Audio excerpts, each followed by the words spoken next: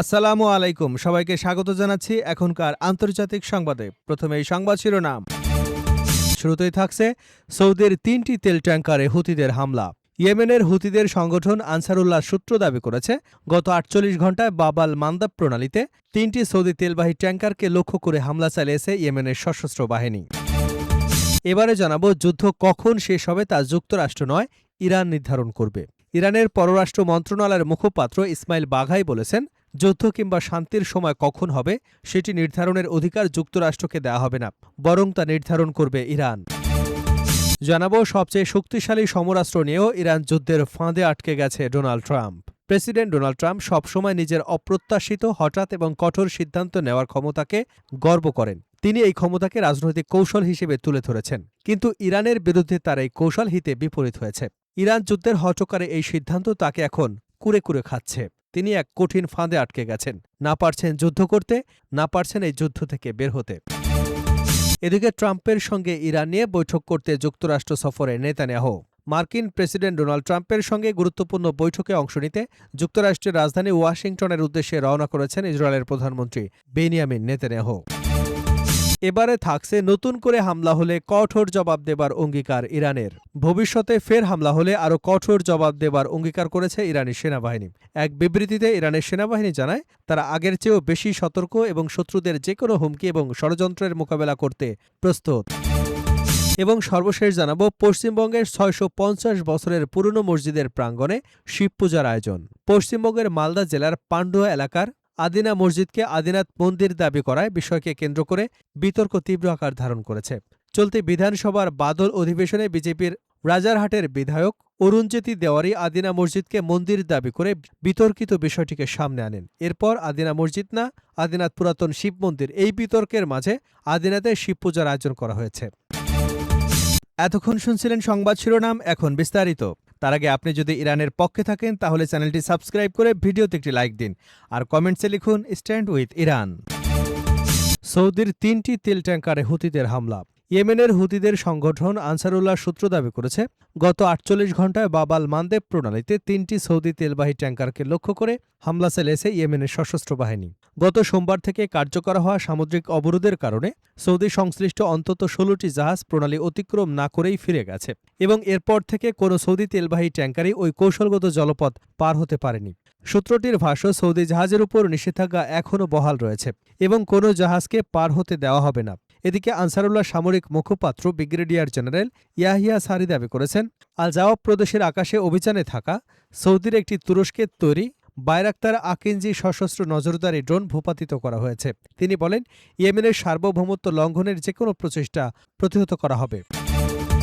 যুদ্ধ কখন শেষ হবে তা যুক্তরাষ্ট্র নয়, ইরান নির্ধারণ করবে। ইরানের পররাষ্ট্র মন্ত্রণালয়ের মুখপাত্র ইসমাইল বাঘাই বলেছেন, যুদ্ধ কিংবা শান্তির সময় কখন হবে সেটি নির্ধারণের অধিকার যুক্তরাষ্ট্রকে দেওয়া হবে না, বরং তা ইরান নির্ধারণ করবে। জাতীয় নিরাপত্তা ও স্বার্থ রক্ষায় যতদিন প্রয়োজন ততদিন আত্মরক্ষা অব্যাহত রাখবে ইরান। সোমবার তেহরানের সাপ্তাহিক সংবাদ সম্মেলনে তিনি এ মন্তব্য করেন। খবর আল জাজিরার। সংবাদ সম্মেলনে পাকিস্তান এবং কাতারের মধ্যস্থতায় যুক্তরাষ্ট্রের সঙ্গে সম্ভাব্য যুদ্ধবিরতি ও আলোচনার পরিকল্পনার সম্পর্কে প্রশ্ন করা হলে বাঘাই বলেন, তারা কিভাবে যুদ্ধ পরিচালনা করবে আমি জানি না। যে যুদ্ধের লক্ষ্য ছিল ইরানকে আত্মসমর্পণে বাধ্য করা, সেই যুদ্ধে ৫ মাস পরও তারা নিজেরাই গভীর সংকটে আটকে আছে। তিনি বলেন, জায়োনিস্ট শাসন ব্যবস্থাকে সঙ্গে নিয়ে যে পরিস্থিতি তারা নিজেরাই সৃষ্টি করেছে, এখন সেই সংকট থেকেই বের হতে পারছে না। বাঘাই জোর দিয়ে বলেন, ইরানের কাছে সবচেয়ে গুরুত্বপূর্ণ বিষয় হল দেশের জাতীয় স্বার্থ। একটি দেশের বিষয়ে সিদ্ধান্ত নেওয়া বহু অজানা সমীকরণ নয়।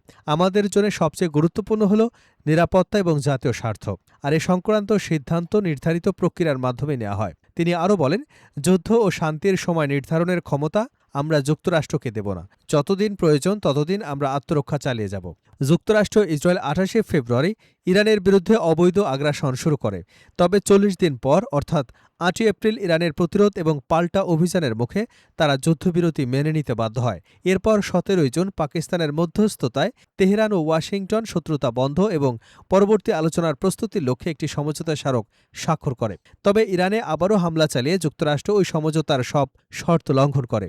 এই পরিপ্রেক্ষিতে ইরানও মধ্যপ্রাচ্যে অবস্থিত মার্কিন সামরিক ঘাঁটি ও সরঞ্জাম লক্ষ্য করে কঠোর পাল্টা হামলা চালায়।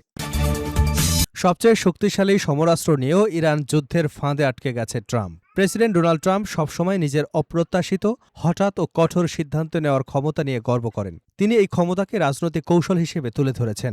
তার হঠাৎ ও কঠোর পদক্ষেপ নেওয়ার মানসিকতা শত্রু এবং মিত্র উভয় পক্ষকেই হতচকিত করে দেয়। কিন্তু ইরানের সঙ্গে চলমান সংঘাত এখন তার প্রশাসনের জন্য বড় ধরনের রাজনৈতিক ও কৌশলগত সংকটে পরিণত হয়েছে। কিন্তু সাম্প্রতিক সপ্তাহগুলোতে পরিস্থিতি বদলে গেছে। এখন মনে হচ্ছে তিনি এমন একটি যুদ্ধে আটকে গেছেন যেখান থেকে বের হবার পথ তিনি নিজেই খুঁজে পাচ্ছেন না। তিনি তার ক্ষমতার এমন সীমাবদ্ধতা আবিষ্কার করেছেন যা তিনি ২৮শে ফেব্রুয়ারি পূর্ণাঙ্গ যুদ্ধ অভিযান শুরু করবার সময়ও কল্পনা করতে পারেননি। ইরানের পারমাণবিক কর্মসূচি ধ্বংস করা, দেশটির সরকার পরিবর্তনের লক্ষ্য নিয়ে ট্রাম্প বড় ধরনের সামরিক অভিযান শুরু করেছিলেন। তবে ৫ মাস পরও তার ঘোষিত লক্ষ্যগুলো পূরণ করা সম্ভব হয়নি। ব্যাপক সামরিক শক্তি প্রয়োগ করেও ইরানের কাঙ্ক্ষিতভাবে নিয়ন্ত্রণে আনতে পারেনি তিনি। ফলে নতুন করে বড় ধরনের সামরিক অভিযানে যাওয়ার বিষয়ে ট্রাম্প এখন দ্বিধায় রয়েছেন। যুদ্ধের কারণে আন্তর্জাতিক জ্বালানি বাজারে অস্থিরতা তৈরি হয়েছে। তেলের দাম নিয়ন্ত্রণে ব্যর্থ হয়েছে যুক্তরাষ্ট্র। আর হরমুজ প্রণালী সহ গুরুত্বপূর্ণ নৌপথে জাহাজ চলাচল ব্যাহত হয়েছে। একই সঙ্গে যুক্তরাষ্ট্র সামরিক সক্ষমতা নিয়েও উদ্বেগ তৈরি হয়েছে। দীর্ঘদিনের হামলা, পাল্টা হামলার কারণে ক্ষেপণাস্ত্র প্রতিরোধ ব্যবস্থার মজুত কমে গেছে। ট্রাম্প প্রশাসনের অভ্যন্তরে যুদ্ধের ভবিষ্যৎ নিয়ে মতবিরোধ দেখা দিয়েছে।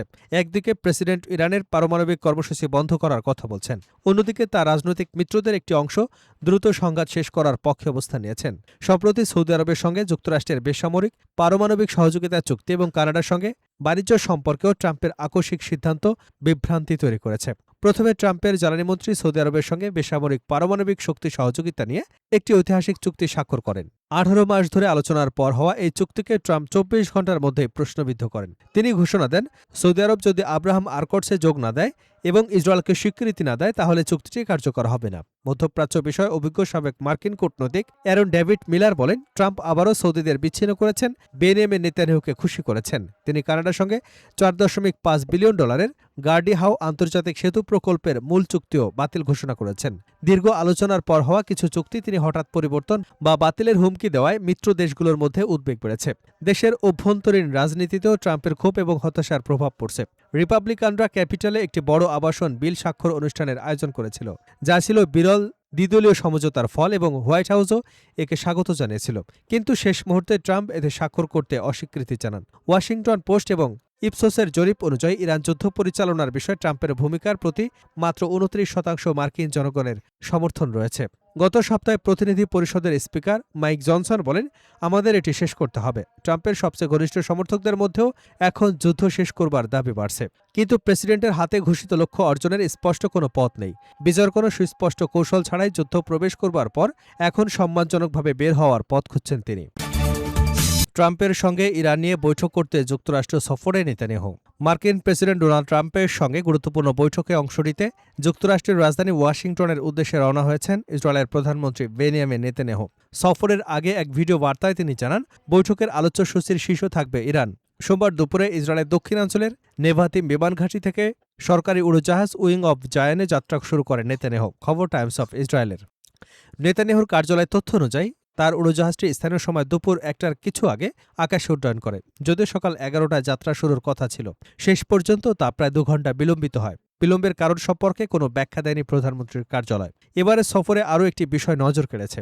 সাধারণত বিন গুরিয়ন আন্তর্জাতিক বিমানবন্দর থেকে বিদেশ সফরে গেলেও এবার তিনি নেভাতিম বিমানঘাঁটি থেকে যাত্রা করেন। কেন এমন সিদ্ধান্ত নেওয়া হয়েছে সে বিষয়ে কোনো মন্তব্য করেনি ইসরায়েলি সরকার। এছাড়া রাষ্ট্রীয় বিমান উইং অব জায়ানে এবার কোনো সাংবাদিকদের সঙ্গে নেওয়া হয়নি।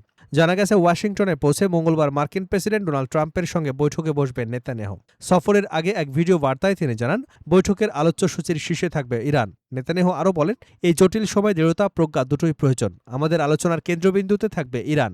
একই সঙ্গে ইসরায়েলের নিরাপত্তা নিশ্চিত করবার পাশাপাশি শান্তির পরিধি আরও সম্প্রসারণের বিষয়ে আলোচনা হবে। তিনি আরও বলেন, আমি এটি স্পষ্ট লক্ষ্য নিয়ে এই সফরে যাচ্ছি, ইসরায়েলের রাষ্ট্রের নিরাপত্তা, শক্তি, ভবিষ্যৎ নিশ্চিত করা।